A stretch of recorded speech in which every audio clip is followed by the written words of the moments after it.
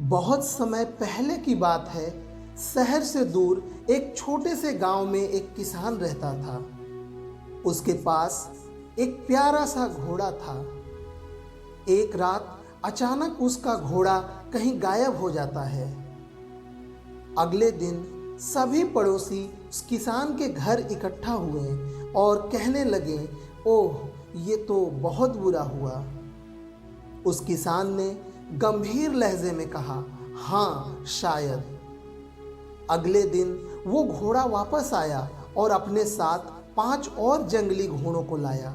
यह देखकर फिर सभी पड़ोसी उस किसान के घर इकट्ठा हुए और कहने लगे, वाह, ये तो बहुत अच्छा हुआ। उस किसान ने गंभीर लहजे में कहा, हाँ, शायद।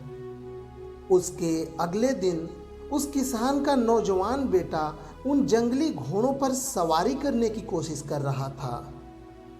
इस दौरान वो घोड़े पर से गिर जाता है और उसका एक पैर टूट जाता है।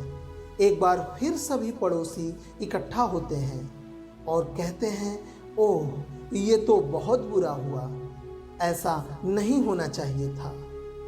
उस किसान ने गंभीर लहजे में कहा, हाँ, शायद।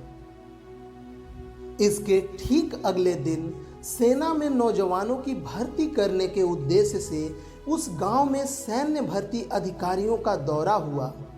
सैन्य भर्ती अधिकारी दूर दराज के गांवों से नौजवानों की भर्ती कर उन्हें जबरदस्ती युद्ध के लिए देश से बाहर भेज रहे थे।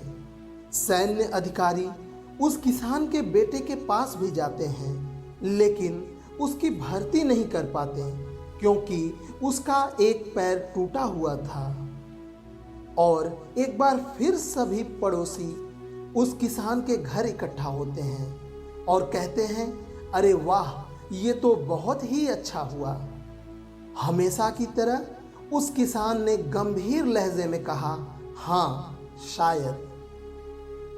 इस कहानी से हमें यह शिक्षा मिलती है कि किसी भी घटना के प्रति हमारा नजरिया संतुलित होना चाहिए।